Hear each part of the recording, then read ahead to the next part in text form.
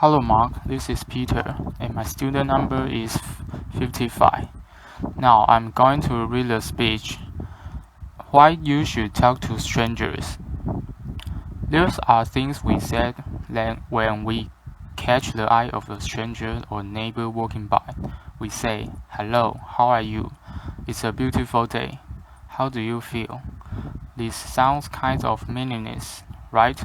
And, in some way, they are. They have no semantic meaning. It doesn't matter how you are or what the day is like. They have something else. They have social meaning. What we mean when we say this thing is, "I see you there." I'm obsessed with talking to strangers. I make eye contact, say hello. I offer help. I listen. I get all kinds of stories. About 7 years ago, I started documenting my experience to try to figure out why. What I found was that something really beautiful was going on. This is almost poetic. These were really profound experiences. They were unexpected pleasure. They were genuine emotional connection.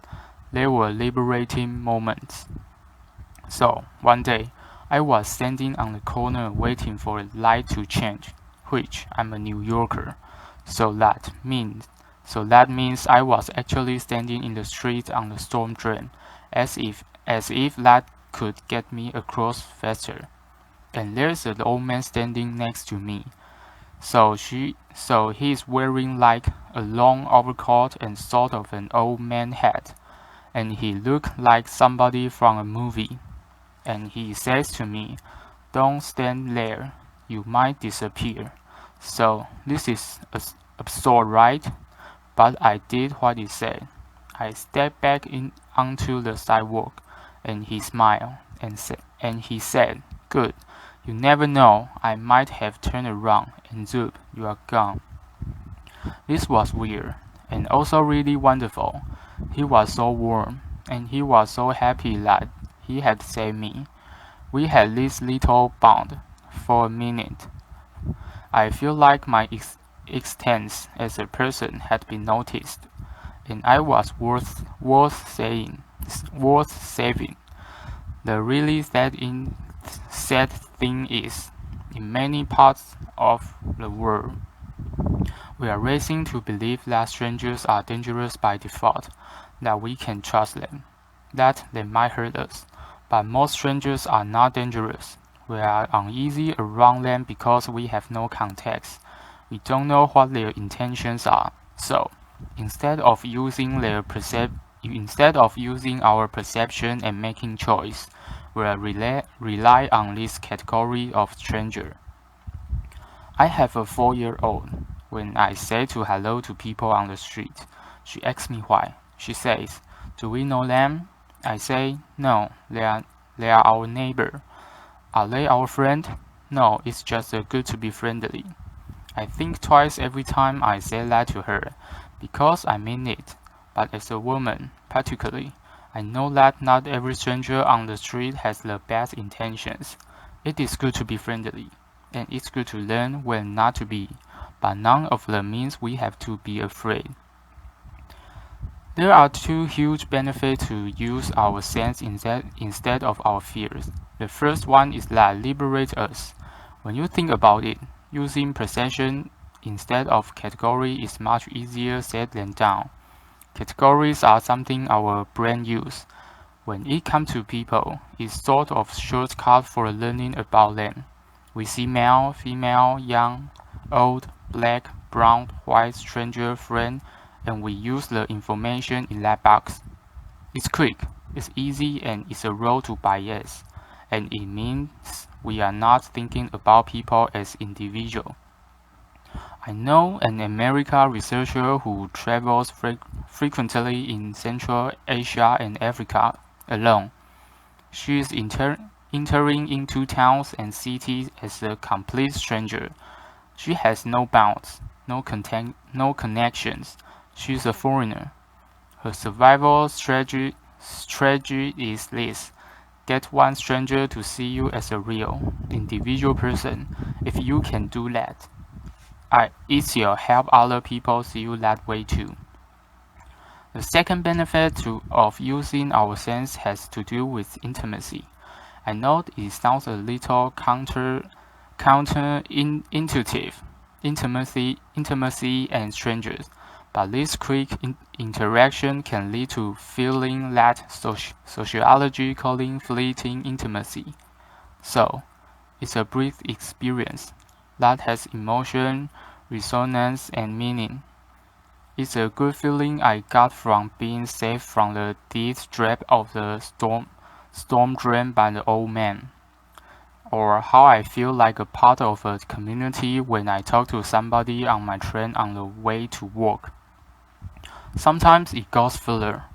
Researchers have found that people often feel more comfortable being honest and open about their inner self with strangers than they do their friends and their families. That they often feel more understood by strangers. This gets reported in the media with great lament. Strangers communicate better than spouses. It's a good headline, right? I think it entirely missed the point. The important thing about this study is just how significant this interaction can be, how this special form of closeness gives us something we need as much as we need our friends and our families. So, how is it possible that we communicate so well with strangers? There are two reasons. The first one is that it's a quick interaction. It has no consequence. It's easy to be honest with someone you are never going to see again, right? That makes sense. The second reason is where it gets more interesting. We have a bias when it comes to people we close to. We expect them to understand us. We assume them do, and we expect them to read our minds. So imagine you are at a party, and you can believe that your friend and your spouse isn't picking up on it that you want to leave early, and you are thinking, I give you the look. With a stranger, we have to start from scratch. We tell the whole story. We explain who the people are, how we feel about them. We spell out all the inside jokes, and guess what? Sometimes they do understand us a little better. Okay, so now that we know that talking to strangers matters, how does it work? There's unwritten rules we tend to follow. The rules are very different depending on what country you are in, what culture you are in. In most parts of the US, the baseline expectation in public is that we maintain a balance between civility and privacy. This is known as civil inattention. So, imagine two people are walking toward each other on the street. They are glancing at each other from a distance. This is civility, the acknowledgement, and then, as they get closer, they'll look away to give each other some space. In other countries, people go to extraordinary lengths not to interact at all. People from Denmark tell me that many Danes are so averse to talking to strangers that they would rather miss their stop on the bus than say excuse me to someone that they need to get around. Instead, there's this elaborate shuffling of bugs and using your body to say that you need to get past instead of using two words. In each, I'm told, it's rude to ignore strangers, and there's a remarkable culture of hospitality. Strangers might ask each other for a sip of water, or if you ask someone for directions, they are very likely to invite you home for coffee. We see these unwritten rules most clearly when they're broken, or when you are in a new place and you are trying to figure out what the right thing to do is.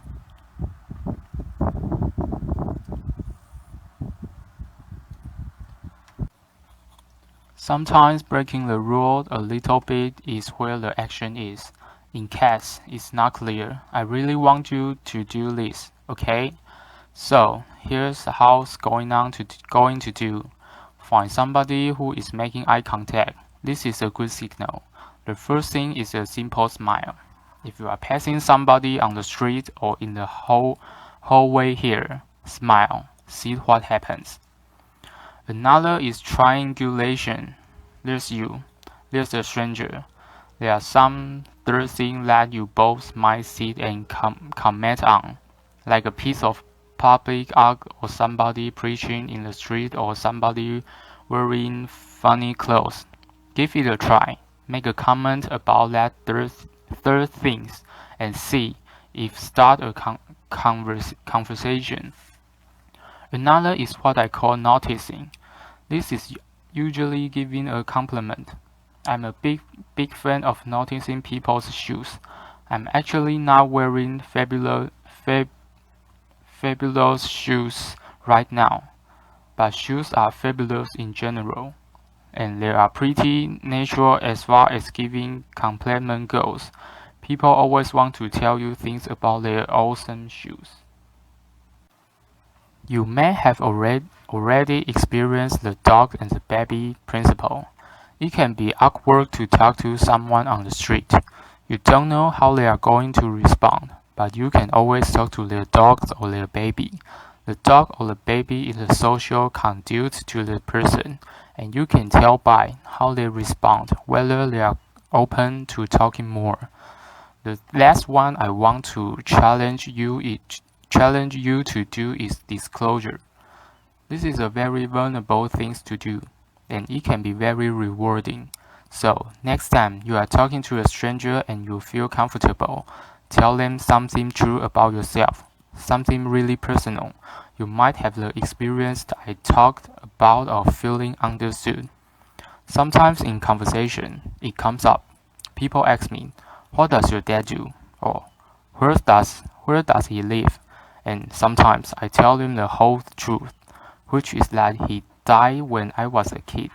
Always in those moments, they share their own experience of loss.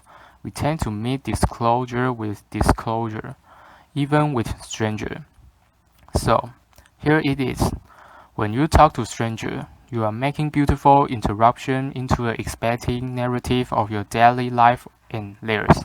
You are making unexpected connection. If you don't talk to strangers, you are missing out on all of that. We spend a lot of time teaching our children about strangers. What would happen if we spend more time teaching ourselves?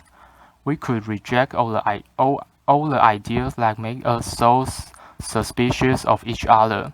We could make the space for change. Thank you. Applause.